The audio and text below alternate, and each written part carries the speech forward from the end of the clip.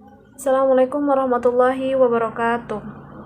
Nama saya Ayu Saini, NIM 119403007. Saya dari MD6A, kelompok 7. Kami membahas tentang manajemen kepemimpinan situasional. Nah, yang akan saya bahas yaitu gaya kepemimpinan situasional. Nah, mungkin saya akan menjelaskan sedikit tentang sejarah teori kepemimpinan situasional.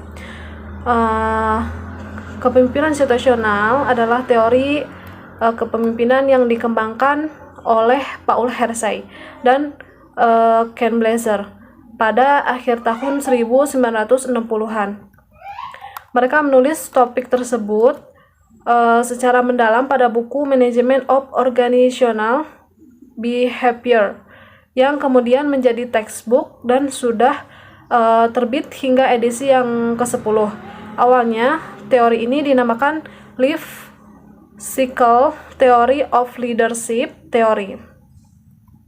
Kemudian sekitar akhir tahun 1970-an hingga awal tahun 1980-an, kedua penulis tersebut akhirnya berpisah dan mereka mengembangkan teori kepemimpinan situasional tersebut sendiri-sendiri. Paul Hersey menyebut sebagai situational leadership model atau model kepemimpinan situasional. Sedangkan Ken Blazer menanamkan sebagai situational leadership 2 atau kepemimpinan situasional yang kedua. Jadi teori kepemimpinan ini ternyata sudah lama teman-teman, sudah lama ada dan ternyata relevan hingga saat ini. Kemudian selanjutnya saya akan menjelaskan sedikit tentang pengertian kepemimpinan situasional. Nah, kepemimpinan situasional atau disebut situational leadership adalah gaya kepemimpinan yang digunakan seorang leader yang berbeda-beda, disesuaikan dengan tingkat perkembangan para pengikut. Artinya, tidak ada kepemimpinan yang terbaik menurut Paul Hersey dan Ken Blazer. Kepemimpinan yang efektif itu tergantung sesuai dengan situasi dan kondisi. Seperti itu teman-teman. Kemudian selanjutnya saya akan menjelaskan 3 keterampilan yang dibutuhkan dalam situational leadership. Yang pertama yaitu goal setting. Goal setting ini atau kita artikan sebagai keterampilan menetapkan tujuan. Nah, goal setting ini adalah kemampuan penting yang mesti dikuasai seorang leader. Nah, goal setting ini adalah bagian dari siklus manajemen kinerja atau perform management. Yang kedua yaitu ada diagnosis, yang ketiga yaitu matching. Ada matching, dan matching ini adalah keterampilan untuk menyesuaikan gaya kepemimpinan yang sesuai dengan tingkat perkembangan para pengikutnya. Selanjutnya saya akan menjelaskan 4 leadership style atau gaya kepemimpinan dalam kepemimpinan situasional. Dalam teori kepemimpinan situasional terdapat 4 gaya kepemimpinan yang berbeda-beda untuk setiap jenis situasi yang berbeda. Nah, yang pertama itu ada directing atau pengarahan. Directing ini ditandai dengan gaya kepemimpinan di mana perilaku directingnya itu tinggi, tetapi supportnya itu rendah. Peran pemimpin di sini sangat sentral dalam memberikan pengarahan. Nah, pemimpin di sini cenderung bertindak dengan menginstruksikan bawahannya dengan rinci, yaitu apa, bagaimana, dan kapan tugas-tugas yang diberikan itu harus dilakukan. Kemudian pemimpin di sini mengawasi pekerjaan anak buahnya itu secara langsung, jadi tidak diwakilkan gitu. Kemudian para pengikut di sini juga tidak memiliki inisiatif dalam melakukan sesuatu, jadi harus ada arahan terlebih dahulu dari pemimpinnya. Kemudian pemimpin sendiri yang menentukan peran anak buahnya itu. Kemudian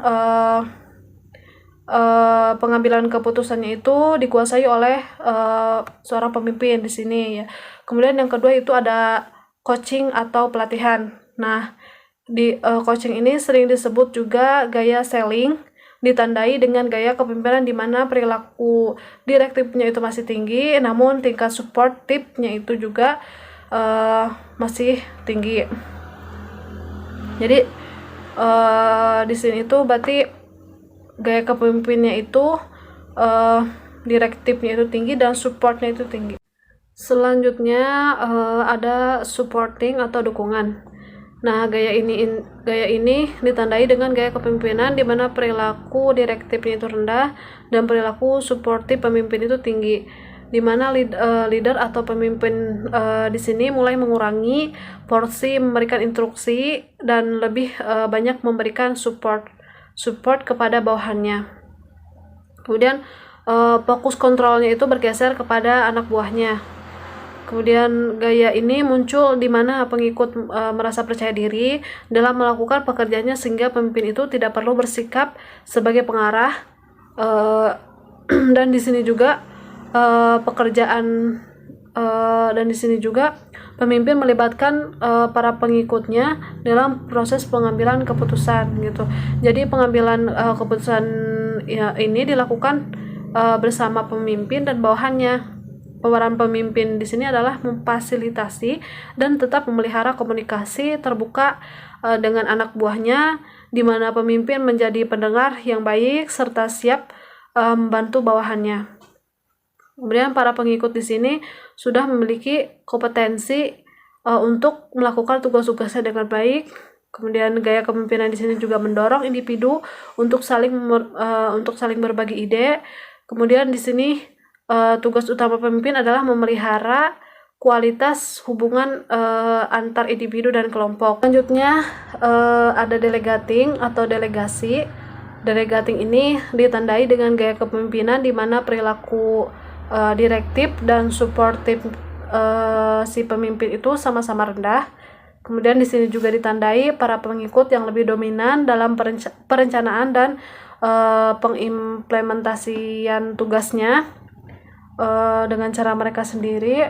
Bila ada masalah, si pemimpin membahas masalah dan mencari kesepakatan bersama atas definisi masalah tersebut. Namun si pemimpin itu tidak membahas cara penyelesaian masalah. Gitu. Jadi di sini itu pemimpin itu jadi si anak buah itu ketika akan melaksanakan tugas-tugasnya itu tidak perlu adanya pengarahan terlebih dahulu dari si pemimpin gitu, karena anak buah di sini sudah sangat berkompeten dan bisa berjalan sendiri gitu. Pengambilan keputusan ditangani sendiri oleh anak buah tersebut juga gitu. Jadi si pemimpin itu cukup mendapatkan update statusnya gitu.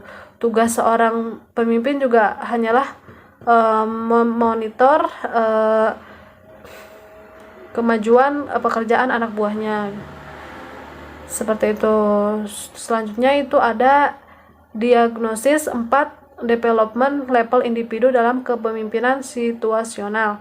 Nah, setelah kita memahami leadership style atau gaya kepemimpinan dalam kepemimpinan situasional, saatnya untuk belajar mendiagnosa tingkat perkembangan individu bawahan dalam teori situasional leadership. Tingkat perkembangan individu tersebut dapat dilihat dari 2 aspek, yaitu kompetensi dan komitmen. Terdapat 4 tingkat perkembangan anak buah yang ditandai dengan D1, D2, D3, dan D4. D1 itu sama dengan development level 1. Nah, kita mungkin akan bahas terlebih dahulu D1 atau development level 1. Nah, D1 ini level ini ditandai dengan kompetensi yang rendah, namun komitmennya tinggi. Anak buah di sini mempunyai antusias yang tinggi dan siap untuk belajar, walau dia belum punya kompetensi tertentu. Seperti itu. Contohnya karyawan yang baru bergabung atau orang yang baru dimutasi ke bagian lain gitu. Kemudian yang kedua yaitu ada development level 2. Nah, level ini ditandai dengan kompetensi yang rendah hingga sedang, namun komitmennya itu rendah. Di sini kompetensi anak buah meningkat, namun belum siap mengambil tanggung jawab penuh atas proses dalam pengambilan pekerjaannya gitu.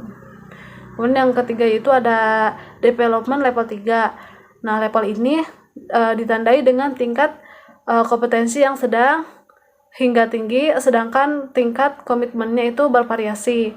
Di sini kompetensi anak buah telah meningkat dan mereka sudah tidak perlu terlalu diarahkan seperti di level 2. Level development 2. Level komitmen ini biasanya bervariasi. Mungkin ada yang masih kurang percaya diri atau ada hambatan lain dalam pekerjaan bawahannya tersebut gitu. Di sini juga kebutuhan dukungan dari sang pemimpin dinantikan gitu oleh si bawahannya. Pemimpin yang mau menjadi pendengar baik serta siap membantu mereka seperti itu.